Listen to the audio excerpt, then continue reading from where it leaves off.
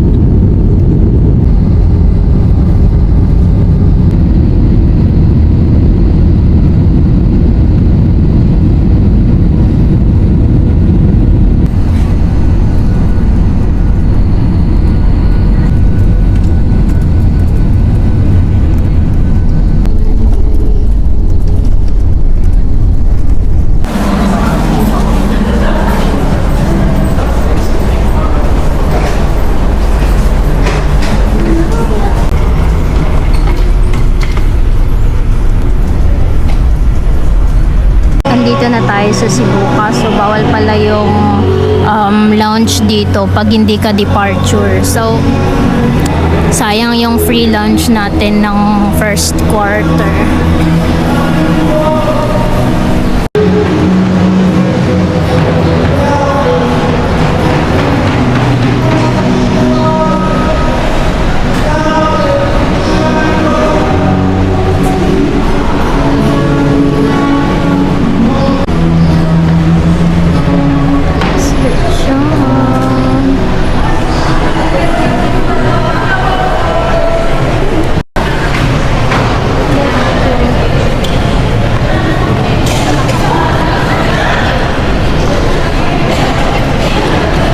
Dito na tayo sa station and taxi station. Basta andito na tayo sa labas ng airport. Wait lang natin yung may bus na bus. Kasi mas mura yun. I think 50 pesos papuntang SM Cebu or sa North Bus Terminal. Dito kayo mag-iintay. Pa-SM, ma'am. 50? Until when ang last trip sa kuan, ma'am? My bus. Gikan sa SM. Padong dire? Alas 9. Alas 9 sa gabi. Nga ang start sa umaga. Thank you, ma'am.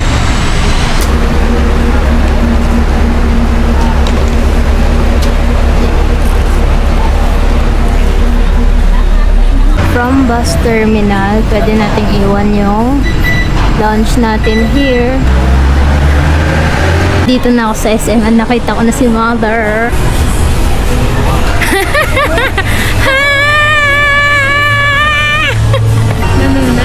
Akong vlog. Kakit lagi si Naday. Oh, kanindot sinima oh. Tambo kayo magtiil doon mo. Exercise magita.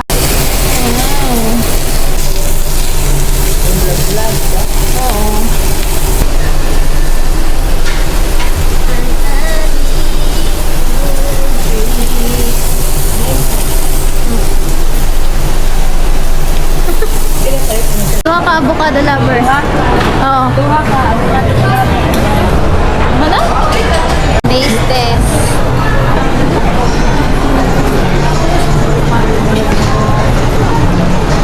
Ten out of 10. Diba? Hello.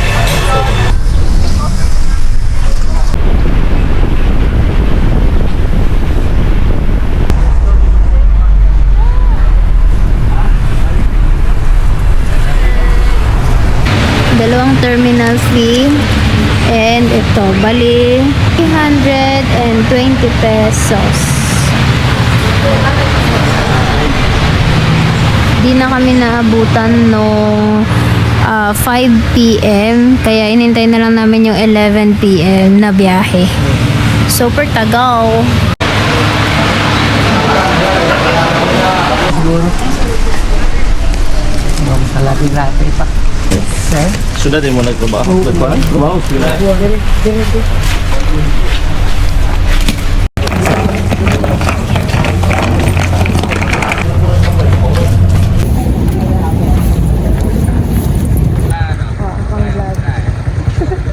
Tanda ni Joffer. Bye!